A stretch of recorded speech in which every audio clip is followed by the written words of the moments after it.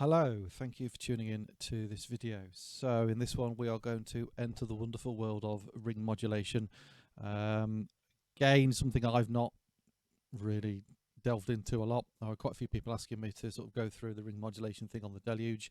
And this doesn't just apply to the Deluge, it will apply to any ring modulation thing really. So even though I'm kind of demonstrating it on the Deluge, you can apply these techniques to any synth or effect that has a ring modulator on it.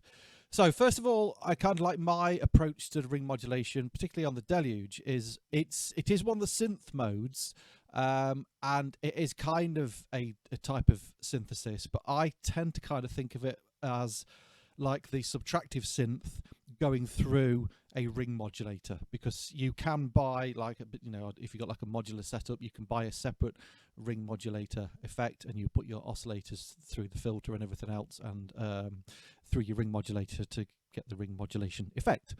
So obviously it's different in that you know, whereas in FM synthesis you don't use your filter or anything like that. All the controls, the filter, the resonance and everything are exactly the same as the subtractive synthesis. What we're basically doing is using the ring modulator to create new waveforms and new harmonics and so on.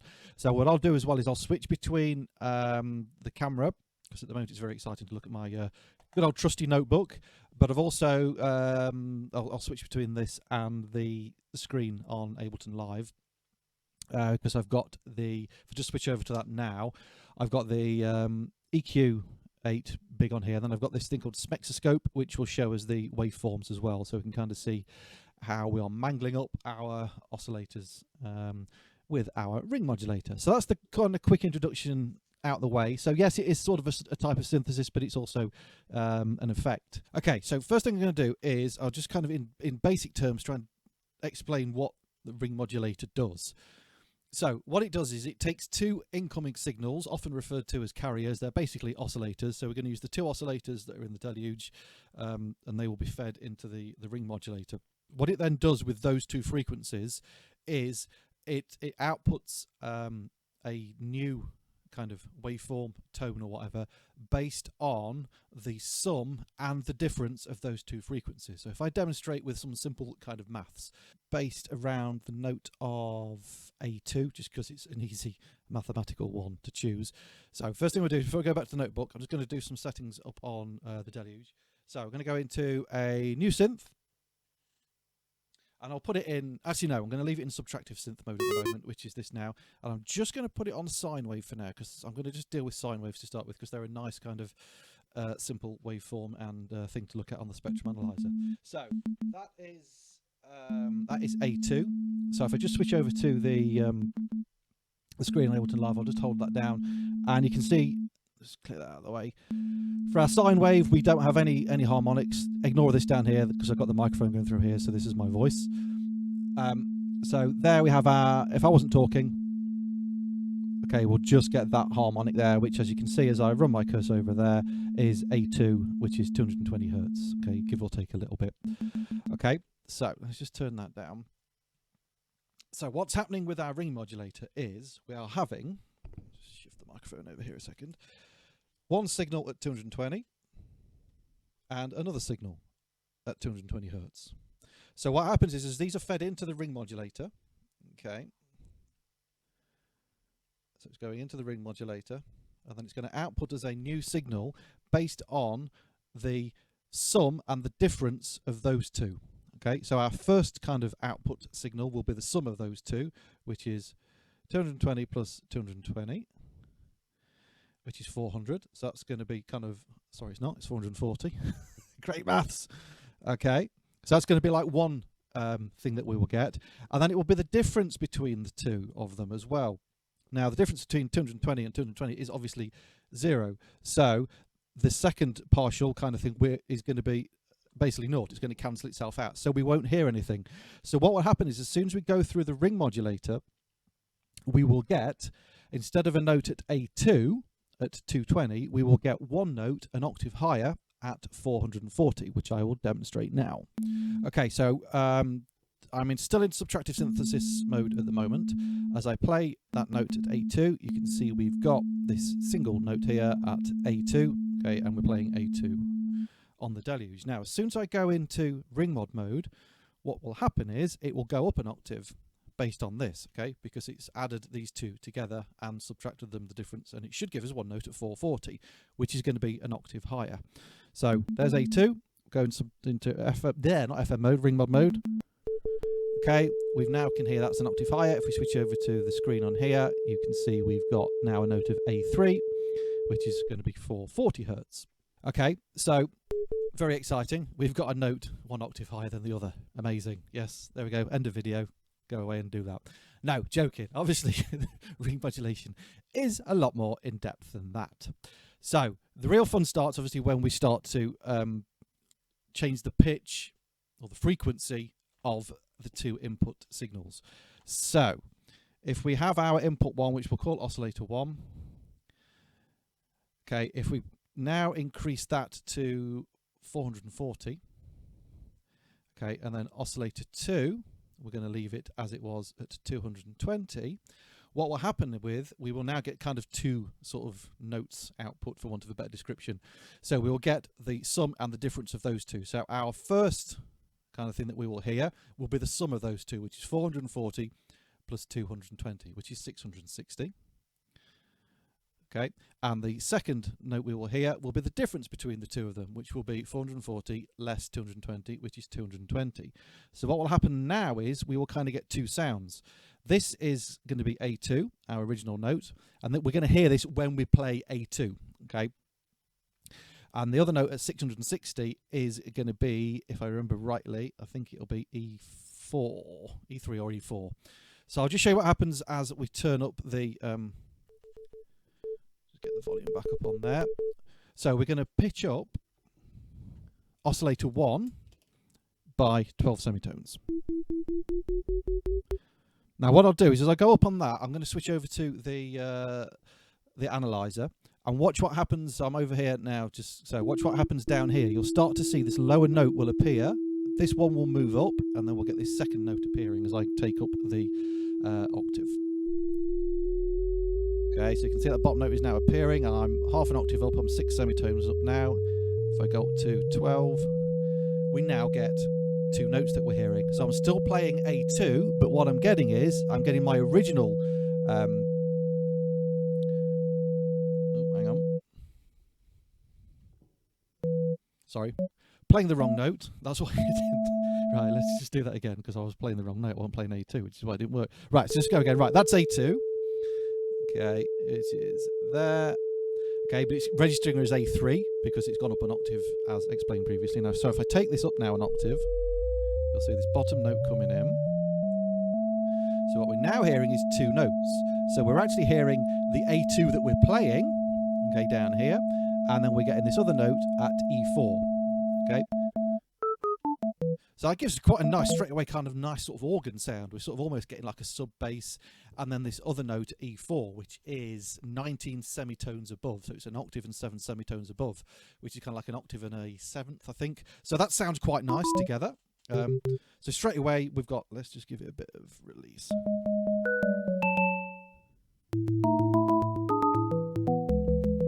Okay, a little bit of an organ sort of sound. And we can kind of get different, these two kind of different tones it generates will change depending on where we pitch the octave.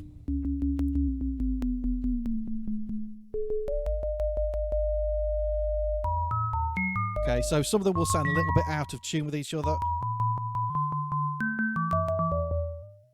Fifths and sevenths work very nicely together. Okay. So that is basically ring modulation in its most basic form. Now, if I just switch back over, let's just take it down an octave as well. Because I mentioned right at the beginning, what we're basically doing is we are creating new waveforms. If I switch back over to Ableton Live, if we look on the smexoscope, so that is just our pure sine wave. It's pitched up an octave. If you look there, play the right note again. Okay, where are we? I'm playing the right note again. Somebody's robbed my A there. Okay, so I'm playing A2, but we're getting A3. So if I start to transpose that up, what I want to do is just look at this down here. You can see we've got a nice pure sine wave here. As I start to pitch it up, you'll see the shape of this changing. Okay, so it kind of starts to modulate itself there. So it's almost like a sine wave modulating a sine wave. And that gets faster as we get into sort of, because down here it's almost like an LFO kind of thing, we're not hearing it. As it gets into the audio range, okay, it starts to oscillate even faster, and then it starts to create this new waveform. As we've got there. Okay, so you can see we've now created, this is pitched up 1 octave, so it's sort of mangled our sine wave into this kind of almost like 3 sine waves in one, which is giving us these 2 different harmonics. All right, so that's one way of kind of looking at it, and it's nice to do it with a sine wave because it's nice and simple. We don't get lots of other weird stuff. Now, the other thing that we can do before we start looking at different waveforms is we've got the pulse width modulation button, dial, parameter, whatever you want to call it, on the Deluge. That seems to, I've been experimenting with that a little bit, because obviously it's the pulse width is designed to modulate the square wave, okay, and it will make the wave kind of get the square get bigger and smaller. Classic pulse width modulation sound. The pulse width thing actually also works on other on any. It doesn't work just. Start again. I'm jabbering on. I'm trying to get to my bloody point. It does actually sort of change the shape of all the other oscillators as well. So it kind of works a little bit like a wave shaper sort of thing. And it's something, again, I've not really looked at much. But we can use it in the ring mod thing as well. So we've got, let's just take that. Where are we down? So we're back to normal there. So if you, again, I'll switch back over to the screen on the spectroscope. So there's our sine wave. As I turn up the pulse width, what's happening is it's starting to introduce sort of new harmonics up here. Let's just turn that down again so you can see all of that. So there's our sine wave as I turn up the pulse width mod. Okay, it's kind of introducing all of these new harmonics now, and you can see it's changing the shape of the waveform down here as we get higher and higher.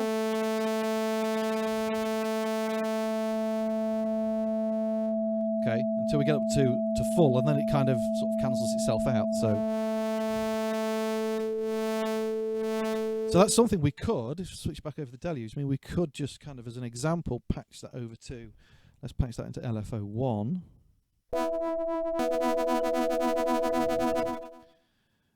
Let's just turn the speed down a bit.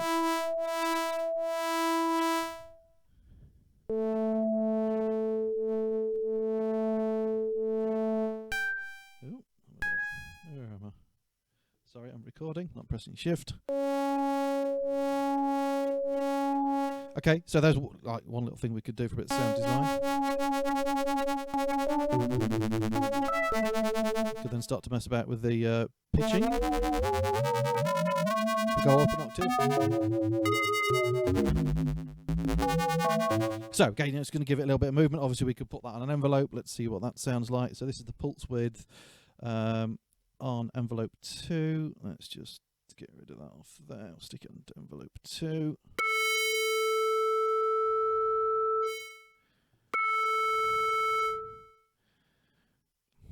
There's envelope 2 gone.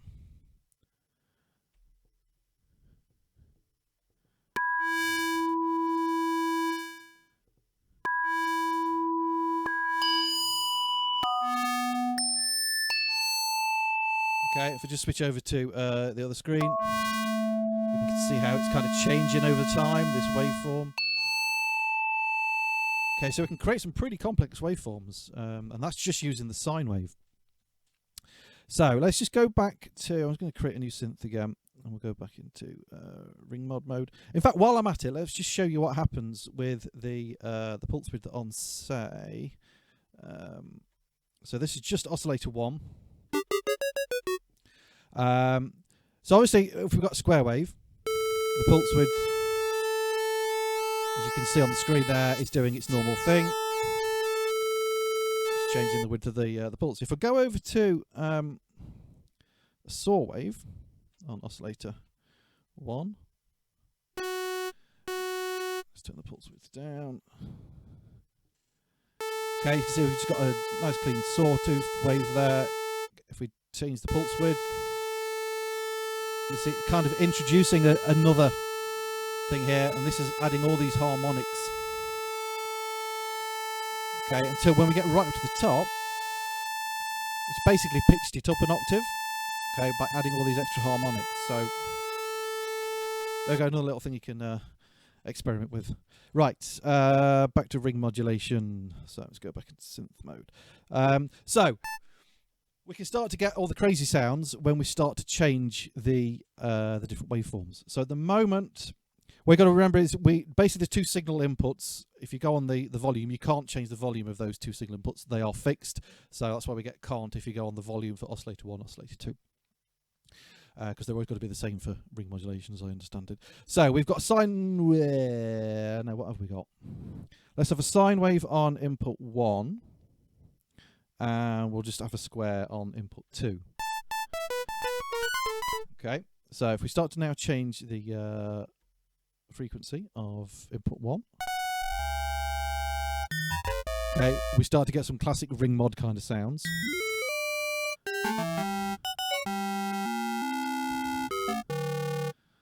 So these, to me, these are great for kind of more sort of sound effect things than this kind of thing. Anyway, great for sort of sound effects, sound design, that sort of thing.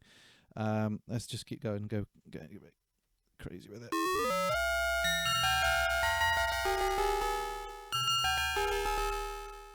Again, we could patch these into something. So let's patch that to, let's patch it to envelope 2.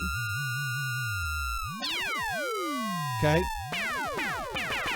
So there we have a nice laser gun sound. So like I say, great for effects and that kind of stuff. Let's mess about with some different sound oscillator shapes. So that's a square on both. Let's have a saw on 1, square on 2.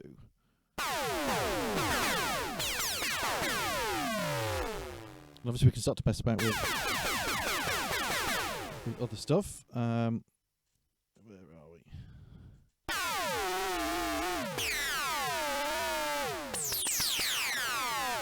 So let's unpack that from envelope 1.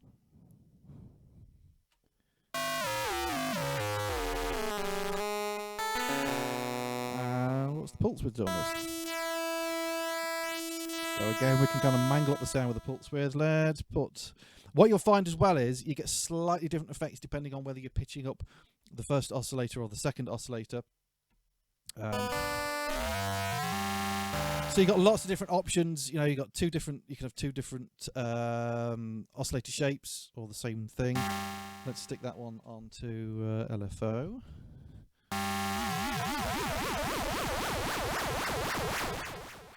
Okay, nice and spacey. Change the shape of the LFO.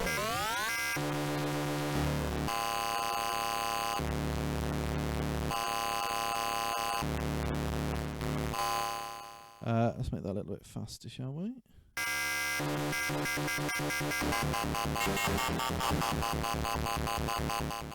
Okay, and then obviously, as I said before, we've also got, we can have the filter as well. What have I just patched into there? Let's just unpatch that for now. So obviously we've got filter, we've got resonance. So we could patch that into stuff as well. Let's patch the frequency into envelope 2 perhaps.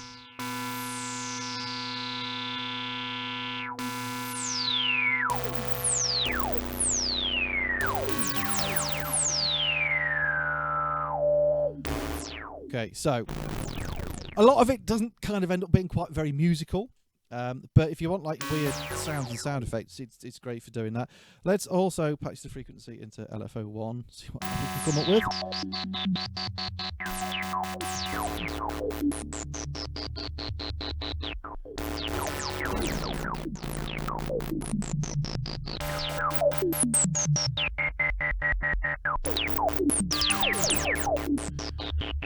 Okay, nice. Let's mess about with some different shapes. What we got here?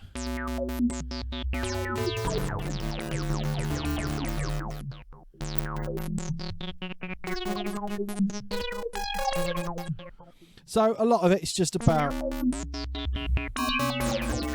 yeah, experimenting until you get a sound that you want. The thing with ring modulation is it was probably quite hard to sort of envisage a sound, for me anyway, for me to kind of think of, right, I want that kind of sound in my head and I'm going to create that in ring modulation, which I can kind of do in subtractive synthesis. You know, if I think, right, I want a bass sound that sounds like whatever in my head, I can carve the sound out with a filter.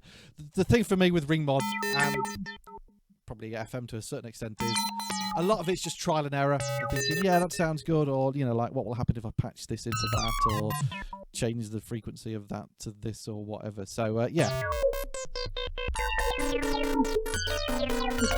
But yeah, for weird, spacey, sci-fi kind of effects, you can't go wrong with a bit of ring modulation. One thing that would have been nice, and I don't know if anyone from Synthstrom is watching, would be to be able to use the ring mod on an external input, like a voice or whatever. So, because we all want to talk like a Dalek, and I understand that's how this Dalek thing was created, was by ring modulation. Because for example, on subtractive synthesis, we have an option for either a sample or the input, but we don't get that, unfortunately, on the ring mod. It's just the hold on, where are we? I'm not in ring mod. Where am I? Go back. Why is it telling me I can't? Yes, I can. Start a new one. So yeah, when we go in ring mod, we only have the options of the square, the analog square, the saw, the analog square. Sorry, the saw, the analog saw, and the sine wave and the triangle. So we can't use an external input, unfortunately. But there we go. So hopefully that's kind of given you a bit of an introduction into ring mod stuff. I'm going to kind of keep playing about with it, and if I get some sounds that I like, I will do some sort of sound design videos to kind of illustrate how I achieved those sounds. I'm going to do the same thing as well over the next few months or years or whatever with the FM stuff as well, and I'll just try and share whenever I get a patch that I think's nice. I will kind of share the patch with you, and that's how I've done it. This one's more of an explanation of how the ring mod works. So go away and make some crazy sounds. Thanks for watching. Usual things, please like, subscribe, share the videos round. If you've got any comments or questions, obviously stick them in the box below, or if you share your experiences of ring mod with me and the rest of the YouTube world, and between us we can all understand it a little bit more. And go and check my music out, Spotify, iTunes, and all the usual places. Thanks a lot for watching, and I will see you in the next video. Cheers.